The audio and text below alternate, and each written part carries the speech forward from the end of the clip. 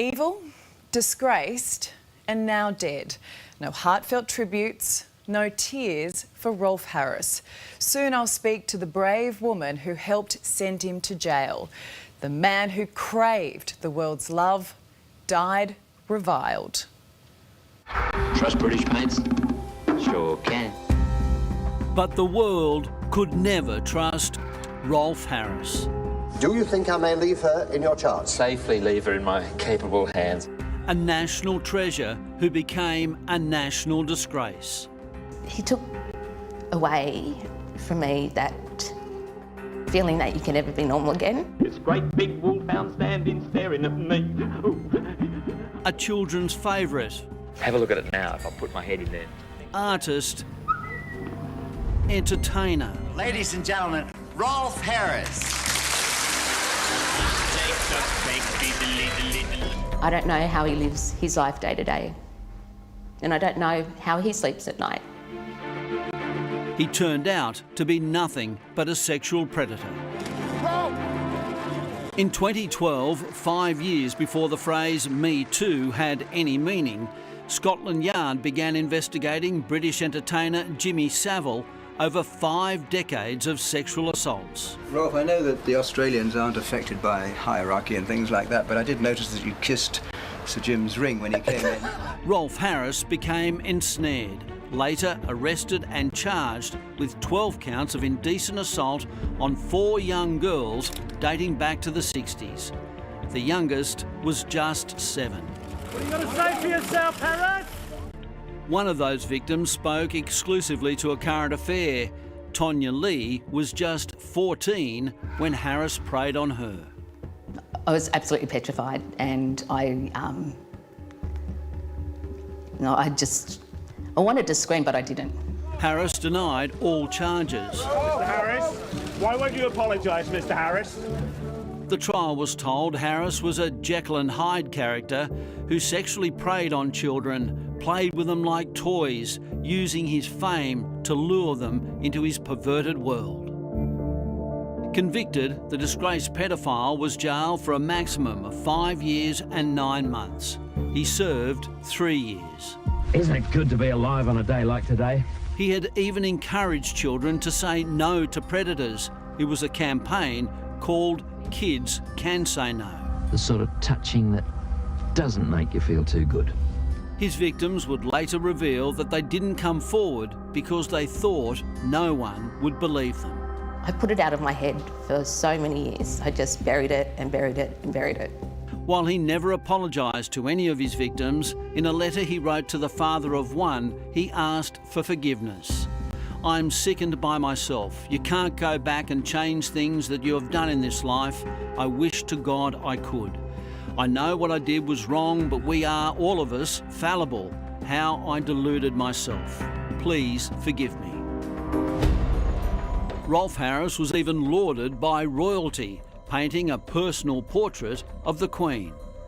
Appointed an officer and a member of the Order of Australia, he was also honoured in the UK with an MBE, a CBE and an OBE. But convicted, the disgraced pedophile's world crumbled. Royalty, the entertainment world, his loyal fans abandoned him. Stripped of the Queen's honours, his ARIA Hall of Fame award revoked, his paintings defaced or removed from public display. He was systematically erased.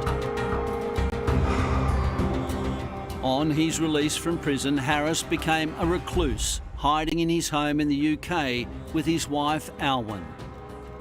He died 2 weeks ago. No fanfare, no public acknowledgement. A lonely, sad ending for a man who craved the world's attention. Susie Dent helped put Rolf Harris behind bars. She gave evidence at his trial. The makeup artist lives on the Gold Coast but just happens to be holidaying in the UK right now. Susie, I imagine this has brought up a lot of emotions for you. He's dead. How do you feel about that? I don't give him the time of day. I mean, I don't see photos of him. I haven't followed his career. I don't care about him the slightest. I only found out he was dead because I was told. Otherwise, I would not have known until it popped on the media, and it's just like, oh, whatever. He was old. He was old, he had cancer, he died. Funnily enough, though, I found out that he had neck cancer. And isn't that funny that he was speaking lies, and this is where he got his cancer? Just saying. It did have an impact on my life for many years, and however, over the last several years, I've been speaking about it a fair amount. So I think to heal, we need to speak. And because I've spoken many times, it's helped me on my healing journey. So I didn't have as a gut reaction except to really think about, I actually thought about his wife and his daughter, to be honest, and what they would be going through, because regardless of the monsters amongst us, they still have people, women usually, that love them and support them. So I was really thinking about, my condolences to both of them. Really? Condolences. I mean, I just think that's incredibly big of you. They're not the ones that molested little girls, are they? They're the ones that have had their lives completely upended and changed. They didn't choose who their father was. They had to go along with this ride that they've been on their whole lives, and with Daddy getting sent to jail as a convicted pedophile, that would have had a huge emotional toll on both of them, I believe. Look, he died 2 weeks ago, and I think it says a lot that we're only hearing about it now. Would that have been the ultimate insult to him? I bet in 2012 he would have thought he was going to get a ticker tape parade when he died, because the man was huge, wasn't he, in the world, and he was the biggest fall from grace that we have ever seen in this generation. His youngest known victim was 7, and you were in your early 20s when you were molested. You were hired to do his makeup. What impact has that had on you? It changed my life, actually. He was the last man who ever molested me, and there were others, because this was the 80s, and some men really took free rein with touching women when they didn't want to be touched. I had a bad day with a dirty old man. He was the last man that ever touched me without me inviting it. I got very mouthy and used the F word a lot. I got very standoffish with men, but I didn't wear dresses or anything tight-fitted for the next 30 years of my life. I completely hid my body until I was 54 years old. So that is a real impact. Why did you decide to come forward, lend your voice, your story? It's brave. So when I waived my anonymity in 2019, I'd changed my life. In 2017, I'd done a lot of my own internal healing. The world was ready to hear my story, and it was time for me to come out. At the time, I also realised that the Me Too movement had moved ahead a long way in America, in the UK and in New Zealand, but in Australia, it had ground to a halt. And I really wanted to come out and remind Australia that it started with us, that we're buffy here, that we're strong women, and that it's really important that we step up, speak out, and support other women to empower themselves and to empower others. You saw when some of the first victims came forward that they were vilified quite broadly. Is that part of the reason why you decided to lend your voice, your story to it?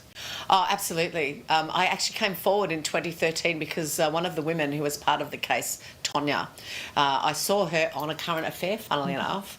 But when I saw her on national television and her being vilified by the press and being called a liar, and I watched that she was literally thrown to the wolves, I knew that she wasn't lying.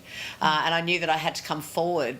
I told every man and his dog over the years, because people, as a makeup artist, people say, who's the best person and who's the worst person that I've ever worked with? Well, the best person would always change, but the worst person was always him. And I knew that I would never work with him again. So if he'd had a good time with me that day, there was no chance we were having seconds. That was never going to happen. You couldn't pay me enough to work with the man again. Can I ask you this, Susie? Over the years, have you spoken to any other victims? Have you spoken to any recently? I've had a half a dozen women reach out to me to tell me that they too were molested by Rolf Harris. Makeup artists as well. Over the years, I've had makeup artists from countries all around the world have reached out to me to thank me for being the voice, and they've stepped up and been able to actually share their story with me for the first time. And that's a gift, that someone shares their story with you. I mean, Susie, this is a man who was lauded for decades, yet you helped reveal the truth that Rolf Harris died nothing but a sick, pathetic abuser. Is there power in that? Yes, there is. There's a lot of power in that. I never thought of there being power at the time when I came forward. When I came forward, I was doing it for the women who were little girls. I wasn't doing it for me. It wasn't for me at all. And when I did come forward and I was part of the case, I realised that in that courtroom, all middle-aged women, all with their little girls inside them being fierce warriors, coming forward going, no more, this will not happen, and we're speaking out. And together, with solidarity as women, we won. And that was amazing, because I don't believe any of us really thought that we actually would, that someone with that much power and that much clout, a friend of the royal family, would actually be found guilty. I was proud that I had some amazing headlines in 2014. My favourite one was Australian television makeup artist dramatically stares down Rolf Harris in court. I remember that one. I was really pleased. And I was like, yeah, I had to actually Google what stare down meant, because I glared at him all the way out of the courtroom. But I really hoped that the other witnesses and other women who weren't part of this case had seen that and gone, rah, we've got a strong woman and she's been believed. And they couldn't fault me in the courtroom, which was great. And I was called the strongest bad character witness for the prosecution. So for me, I was really pleased that that was what I was being called for them and all the other witnesses, so that they would keep the faith that we were moving forward and that we had a chance of actually taking this predator down. And you did. You took him down. He lost. I mean, he's been stripped of all his awards, his achievements, titles. He went to jail. I mean, you took away everything we once celebrated about this man. That, to me, was the most amazing thing, not just being in court and taking down one man, but the huge effect that the case had on the world as a whole. And we've seen big, important, strong, rich men be taken down because other women have had the courage to come forward and tell their truth, and it's just spread like wildfire. And this is the change that women needed for things to happen. We still have a long way to go in changing the generational mindset of men of his age that still think women should be, you know, barefoot and pregnant in the kitchen, but it's dying out, and we need to continue to educate the older generations that women have rights and how we should be treated and how they should behave. But it won't happen overnight, because it really is a generational mindset, and I believe that it's done with kindness, and it takes time. He caused many of his victims a lifetime of pain, and as you mentioned, he had cancer there at the end. It's not a gentle way to go. No. Well, life, karma. Life does have a way of getting back at you, and life certainly got back at him. As you said, he was stripped of everything creative he ever did. Every statue, every monument, every award, every anything was taken away from him. So he certainly, regardless of how much of a narcissist he was, would have felt that, would have felt the impact. And even the judge at the time said that he was without remorse, and I believe he continued to be without remorse. Had he shown remorse, would that have made a difference to you? No, not really, because he's an actor, so it would probably be all fake anyway. He's a serial offender. He wasn't going to stop. He had no remorse. He didn't care. He sang in court. He sang one of his songs in court. You know, he wasn't, even when he was in court, he did not take it seriously.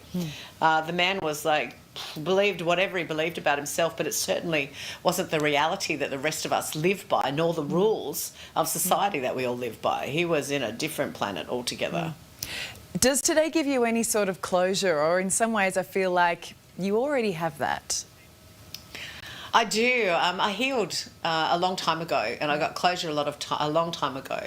I'd never even done jury duty, so actually being part and responsible for sending someone to jail is a big deal. It's something that sits on your heart and it weighs with you. So it was like a huge moment for me, and I started to move forward. I mean, I was, 51? So it's a long time to carry the anger and the shame of some of the things that were done to me as a young woman woman in my life. I'm grateful that that has happened, and I know that that is how it is with many other women. They don't tell, they feel shame, and really they need to realise that it's not their fault.